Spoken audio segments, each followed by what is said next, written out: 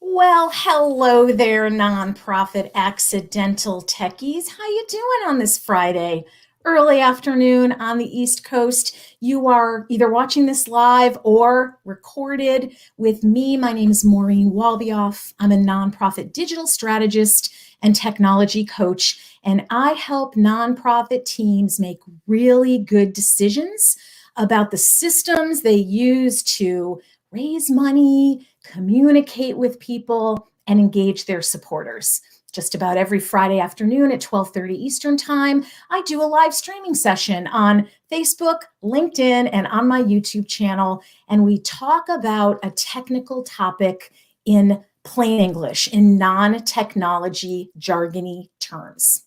And it's kind of hard to believe that this is going to be the last live sesh of 2021 because we are all going to be hopefully not paying attention to work on the next couple of Fridays, the way that the holiday schedule falls. So this is my gift to you today.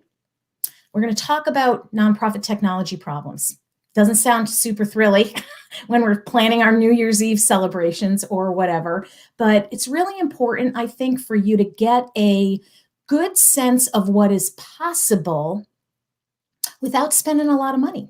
So the thing about technology problems is we all got them. We all have them in our personal lives, in our work lives, and they're just there. They could be big problems. They could be little annoying problems with your latest phone update. Could be a big problem in that a product that you're using is no longer able to do things that you actually need that system to do. So regardless of what the thing is, somehow our biggest problem tends to be ourselves and the things that we think about these technology issues. Somehow I think all of us using technology got this misconception in our heads that we are the only ones who can't figure it out. We are the only ones who struggle with our data, integration, change management, user adoption, that kind of thing. That everybody else kind of knows more than we do. We're just like kind of clueless. And that everyone else has this better ability to prevent problems or deal with those problems more easily than we can. But here's the thing, we are really all in the same spot. Every single one of us struggles with these things and we have trouble. Hey, Teresa, it's so good to see you here. Happy holidays. Thanks for joining me live today. I've worked with literally hundreds of nonprofit teams throughout my career, whether they're big budgets or small, scrappy, brand new organizations. Every single one of them has a degree of chaos, let's call it, hiding in their tech stack. And because nonprofit folks are super dedicated and pretty like DIY oriented, we typically do one of two things when we're faced with a technology problem. First thing, we figure out a workaround. Okay, I'm not even going to try to solve this. I'm actually going to build some process that works around the problem. And I'll get to where I need to get to, but in a very circuitous and probably non-efficient way. So you get there, but you didn't actually fix the problem. You developed a pathway around it. The second thing that we typically do is assume it can't be fixed, stop talking about it, and do a slow internal resent-filled burn. Oh, I can't stand this thing. Every time I try to do X, it doesn't work.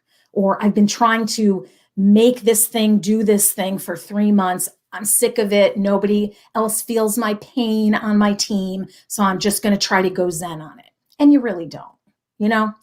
Those are both very rational responses to complex situations, but neither of them is going to make you feel like you're getting a return on your nonprofit technology investment. Whether you're paying $40 a month for something or $40,000 a year for something. And so today, what I want to do is give you some new options, new ways to think about this that will get you to a solve much more easily. 4 things. Number 1, you need to figure out the root cause of that chaos or problem. A great way to do that is to actually get your team to do a giant brain dump of all of the issues that they're experiencing with your systems. Dump it all out on a Google sheet, on a slide, on a spreadsheet. No filter. There's no problem that we shouldn't list here if it's real and it's still happening. Inventory that thing. And then figure out the root cause by using my Tame Your Tech framework, which are these 4 categories. It's a plan problem. Maybe nobody really understands why the system has to do what it needs to do, and people are focused on other stuff. Could be a plan problem. Could be a people problem. Maybe your staff needs training. Maybe you don't have enough people to actually pull this thing off. You need resources. Maybe you need to get somebody from outside your organization to help you fix it. You're trying to do it with the people power you have internally. Got to look outside your organization. Platform problems certainly could be a root cause. It's just the wrong thing, or it's a bad fit for your organization. Might be great for somebody else, not good for you. And the final P is process. Do you have efficient business processes in place? If somebody is always confused about how to do a thing, or they're not doing it correctly, how are you supporting them? And so those are those 4 Tame Your Tech P's. So you got to figure out, dump out all your pains, figure out what the root cause of them happens to be. That will get you to a solve very quickly. If my pain point is it hurts when I walk, and the root cause is a broken leg, for me to take walking classes is not going to help me. It's actually going to make the problem worse. And we do this all the time inside our organizations when we're trying to figure out the problem with our systems. So don't make it worse, figure out what's really causing it, and then attack that. The second option you've got is to form a technology governance group. It is typically very Wild Westy inside organizations. We each manage our own stuff. I'm a marketing person. I'm going to manage the email marketing tool. They're a fundraiser. They're going to manage the CRM. It's much more efficient and effective to manage all of that stuff holistically at an organizational level. You're going to assign owners. You're going to give people an indication of the level of influence and ownership they have. What does it mean to own the fundraising database inside your organization? Might be different for you than it is for the nonprofit up the street. So figure out who you got to gather, start having regular meetings, look at that pain point list, make some priorities. Which leads me to the third option that you've got, which is developing a true process, simple, to help you raise and address issues with your technology. No more lone wolf dealing with it on their own. I'm going to struggle along and figure this out or not. They're going to bring it to your technology governance group. And that group is going to help figure out how to deal with whatever the scenario actually is. We hear ya. Sorry, it's a problem. Here's what we'd like you to do. Please report back to us and let us know what's happening. This lets you as a team also have your eagle eyes on stuff that's going on in and around your ecosystem. There's a vendor relationship problem. If you've lost a staff person who knew how to do a thing, now you got to train somebody up. Much easier to manage all of that stuff with your work group. The last thing is people. The last option you've got is to really help your teams use your systems more effectively. Oftentimes, that's really the root cause of a lot of our pains. I just don't know. I figured it out on my own. It takes 27 steps. If I got training, it would take 3. And I don't know that. So I'm doggedly doing my 27-step process, not helping.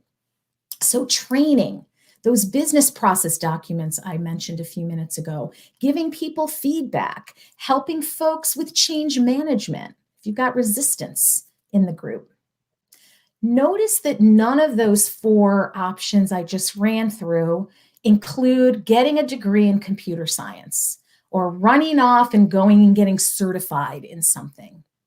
That's because you can use the knowledge and the people power you already possess to help you deal with this stuff, to help you improve your technology. I have seen nonprofit teams of all sizes get amazing, I'm talking amazing results very quickly when they pull together and manage their tech as a team and stop fretting over the wrong stuff. Stop trying to solve this problem that requires a screwdriver with a hammer, because that's all they think they've got in their hand. Sure, these technology situations can be annoying for sure, and they can take a while to solve, but hiding from them, pretending they don't exist, developing 1,000 workarounds is holding your organization back because you're not dealing with the joys and sorrows of having technology inside your organization like professionals. Sort of a little bit of amateur hour. Doesn't always happen in for-profit companies. They got a whole team of people. We don't have those teams, so we have to be those teams for ourselves. And what I'm really talking about here, folks, is leadership and having leadership skills. Even if your title is modest, you don't have a VP or a C or a D for director in your title. Even if you're older, raise his hand. Even if you're older and you think you can't lead in this area, I don't understand technology. Baloney. Even if you are a marketer or a fundraiser, someone or a group of you needs to step up and lead. Believe me, people will be very grateful for someone or a couple folks to step up and start taking some action, start leading around your technology instead of every person for themselves. I promise you that you are not going to make things worse. It's just not possible. You're dealing with stuff. Slow, steady, though it may be, influenced by a lack of budget, though it may be, you can still fix some things and make life a little bit better and be way more effective at what you're presenting to your supporters through your email marketing messages, through your volunteer applications, through your fundraising campaigns and peer-to-peer forms. People can tell if it looks like it's coming from a professionally managed organization, technology-wise, or if you're sort of, just pulling it out of your hat and hoping for the best.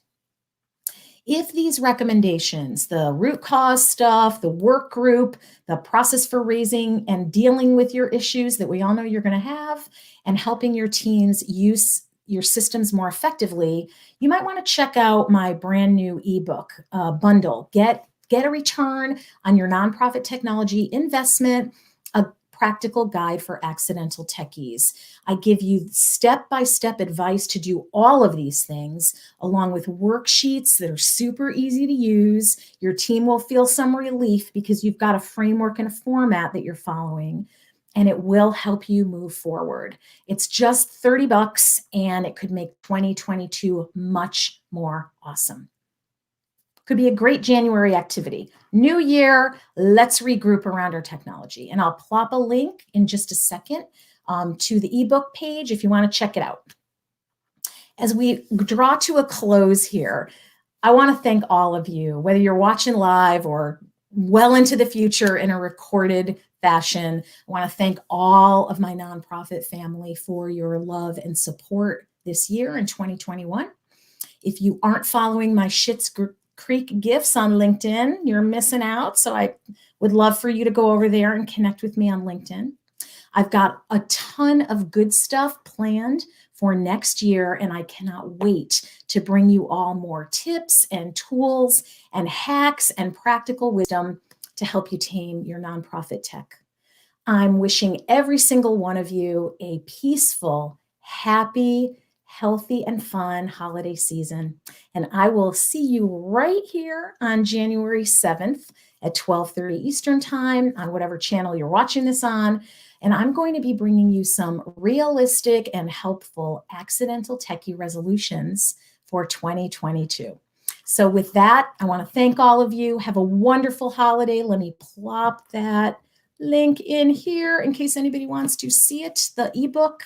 And I may be looking for guests in 2022, nonprofit folks working at an organization. You are going to step up with me in 2022 and do some of these Facebook Lives. We're going to talk about successes, good times, bad times, whatever times as it goes to your nonprofit technology. So with that, I want to thank all of you, love you, and I will see you in January. Thanks, everybody. Bye.